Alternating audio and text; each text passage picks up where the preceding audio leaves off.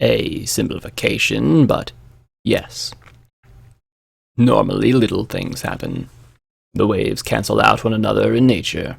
But when intelligent creatures start to work together, then the frequencies can align on larger scales.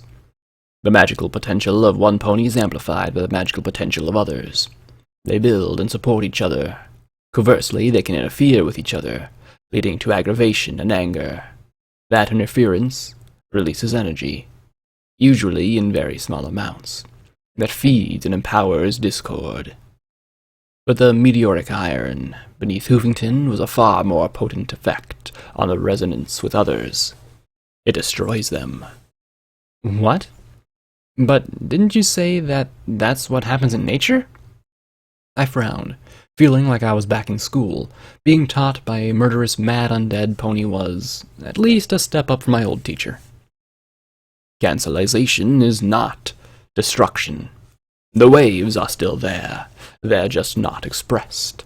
But the meteoric iron doesn't cancel. It somehow eliminates the other waves. You can cast every spell you want on it, and it will simply destroy the magic, releasing great amounts of energy as it does so. The only way to affect it at all is to use magic that vibrates at exactly the same frequency as the metal. I could never do it, he said with a small frown. It felt wrong. Coming from Sanguine, that sounded significant. That's the only way. Well, the only way that I know of.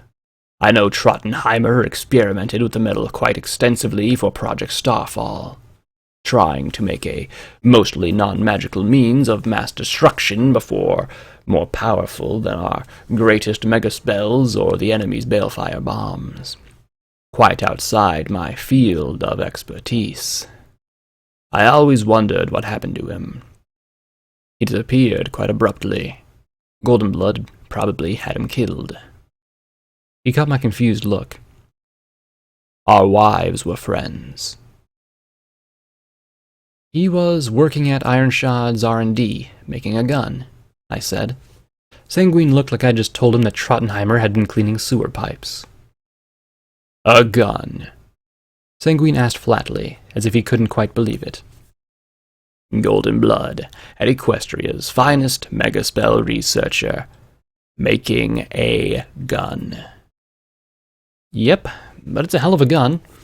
Actually, it's not really a gun, you know? It's more like some kind of super bomb or something that points the blast in one direction. I mean, it should blow me or itself apart with that much force, but it uses magical fields to keep me from becoming a missile. He looked at me in confusion. What? Just because I don't know squat about magical junk, I can't comprehend something like recoil? I rubbed my chin. What was Project Starfall? That's another one I don't know anything about. In a nutshell, weaponizing megaspells. The specifics are grossly classified, of course. I frowned. Why wasn't that done by the MAS? Why did the OIA have to do it? Sanguine blinked. I really have no idea. The MAS debated megaspell weapons use for years.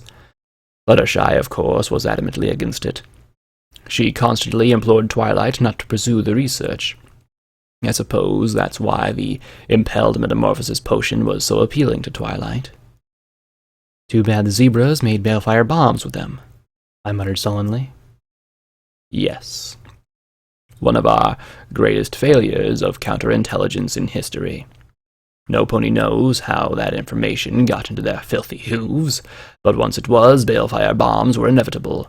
And thus, so was Project Starfall.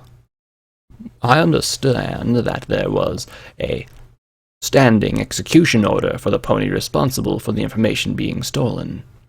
Goldenblood of all ponies publicly called for a ceasefire when it was revealed, saying the war had become too dangerous.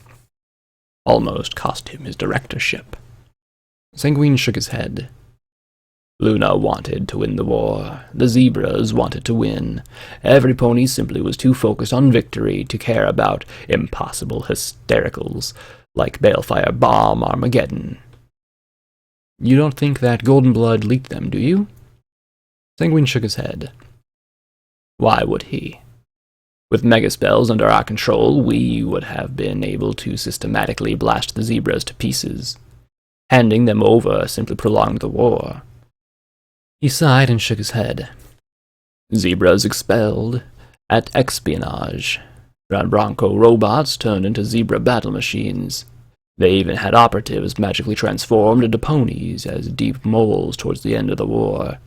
It was a nightmare for Image and morale. Image? Why would Rarity care about zebra infiltration? I frowned. Wasn't that Pinkie Pie's thing? Oh, she wasn't nearly as blatant as Pinkie Pie, but Image was masters of surveillance and information management. No pony knew more about what was happening in Equestria than Rarity, except perhaps Goldenblood.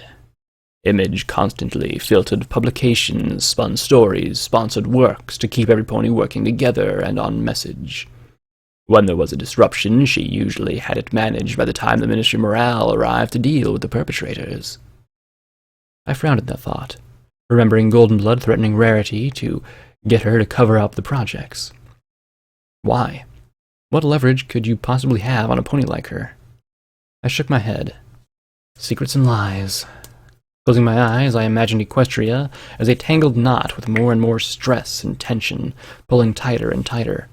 Then something snapped. Goldenblood going crazy?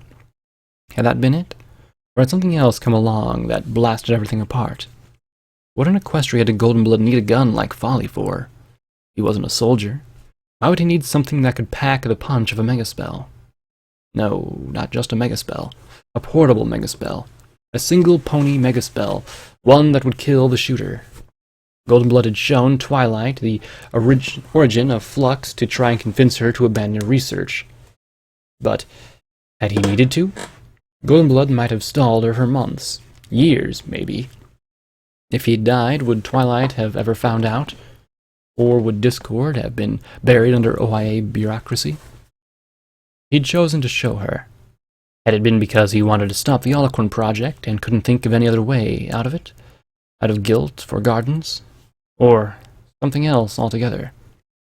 Maybe he planned on doing something that resulted in his own death, only he'd been arrested and sentenced to execution first? What would you need a gun like Folly for? Luna? Celestia? Discord? A dragon, maybe? Spike? Why can't I be a smart pony, figure all this stuff out? I whined as I thumped the side of my head with a hoof. It's simple. Smart ponies work out this mystery crap and tell me where to shoot. I shoot, we win. A round of wild Pegasus to celebrate afterwards. This should not be so complicated. Boo bumped her head against my side, then looked at me with her wide, vacious stare and a small smile. I blinked in confusion, and she bumped me again. What? What do you want, Boo? Are you hungry? I started to dig out another snack cake, but she just nudged me again. Finally, I sighed. Sorry, I don't know what you want. I reached down to rub her ragged, milky white mane, and she closed her eyes, smiling and sighing. I caught Sanguine staring at me. What? I asked, a touch defensively, as I scratched her ears. Nothing. I'm trying to hypothesize why she is so different from the other blanks. He rubbed his chin, narrowing his gaze. She might have stepped in some flux, I suppose, though that tends to create gross physical changes. She looks a few weeks older than most blanks, too. You don't have to talk about her like she's an animal, I said as I just kept scratching. She lay down beside me, resting her head against my shoulder.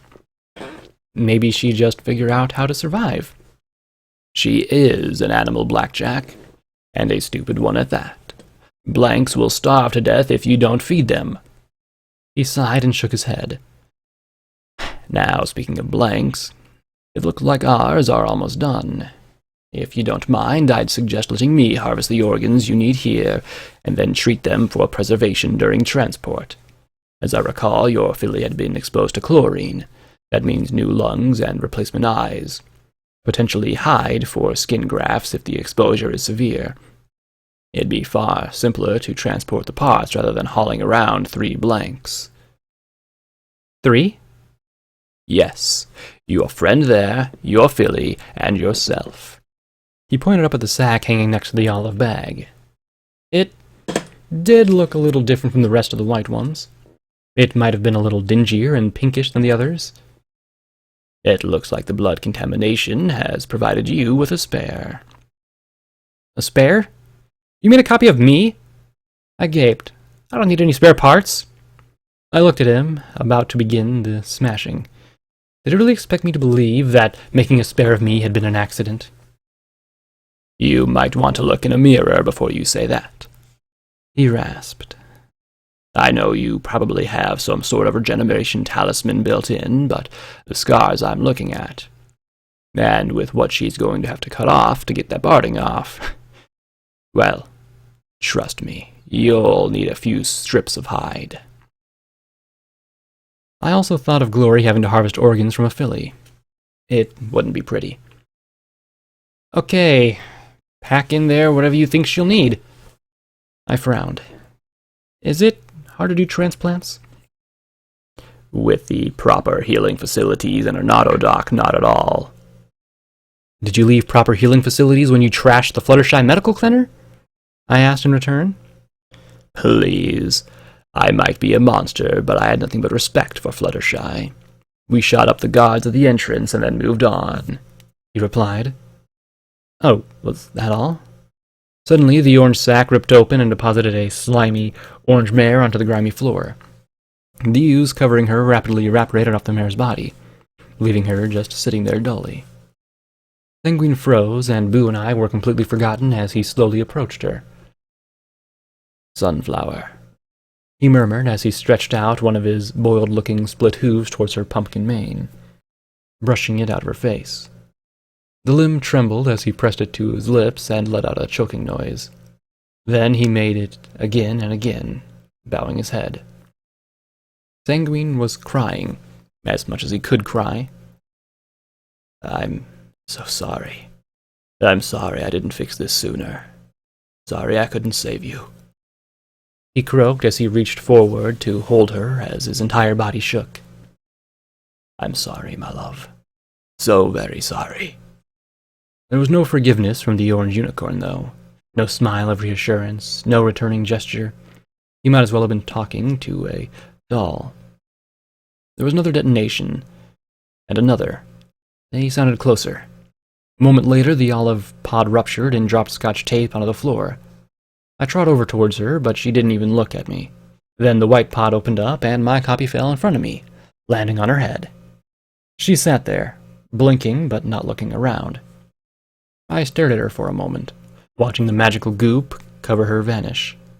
She looked healthy, complete. I sure hope she didn't share that expression, though. No taint mutations, no cybernetics, no scars, no barding fused with her hide. Sweet Celestia, in another month would there be anything left of me?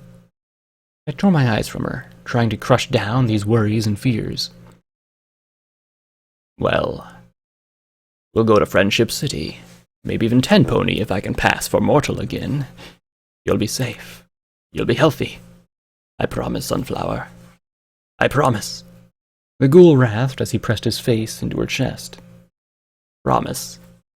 He hissed softly. There was another detonation. Sanguine? Maybe you should, go do what you said you were going to do? I asked, not looking at the copies of myself in Scotch. Did I really want to imagine what he would be doing with them when he was harvesting the parts we needed? Calm down, Blackjack. A copy of you wouldn't do much good to Sanguine. He'd have a pony with Ministry Mare blood, purer than mine, and she hadn't even been able to get EC-1101 to work. A blank wouldn't either. Yes. I'll go and take care of that. The preservation talisman will keep the tissues visible for a day or two. It's the same technology used in the stasis pods. Just don't take too much longer before getting back to your friend. He murmured as he tugged at the copies of myself and Scotch's manes.